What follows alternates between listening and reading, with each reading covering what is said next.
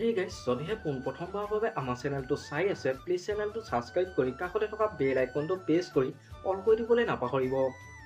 ৰং টিভিত সম্প্ৰচাৰিত হৈ থকা আদি অনাদি ধাৰাবাহিকখনত চন্দনা চৰিত্ৰত অভিনয় কৰা অভিনেত্ৰীগৰাকী আচলতে হয় কোন, ঘৰ ক'ত, কাৰ সৈতে প্ৰেমৰ সম্পৰ্কত আছে, এই সকলোবোৰ জানিব পাৰিব আজি এই ভিডিঅ'টোৰ মাধ্যমেৰে। গতিকে ভিডিঅ'টো অলপো স্কিপ নকৰাকৈ শেষলৈকে চাই থাকিব বুলি আশা কৰিলোঁ। ৰং টিভিত সম্প্ৰচাৰিত হৈ থকা আদি অনাদি ধাৰাবাহিকখনত চন্দনা চৰিত্ৰত অভিনয় কৰা অভিনেত্ৰীগৰাকীৰ আচল নামটো হৈছে ময়ূৰী তালুকদাৰ। ময়ূৰী তালুকদাৰ ঘৰ হৈছে নলবাৰীত আৰু তেওঁৰ জন্ম হৈছিল ২৪ ছেপ্টেম্বৰ ২০০৩ চনত। ময়ূৰী তালুকদাৰ পৰিয়ালত মাক দেউতাক আৰু দুগৰাকী ভনীয়েক আছে। তেওঁৰ মাকৰ নাম হৈছে জোনালী তালুকদাৰ আৰু দেউতাকৰ নাম হৈছে দিলীপ তালুকদাৰ আৰু ভনীয়েকৰ নাম হৈছে মানসী আৰু বিপাশা তালুকদাৰ।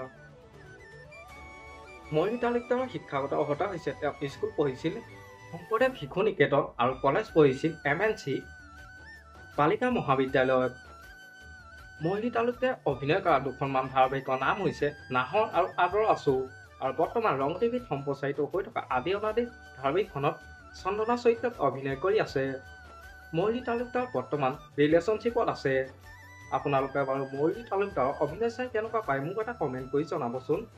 আমাৰ আজি ভিডিঅ'টো ইমানেই। আজিলৈ বাই বাই।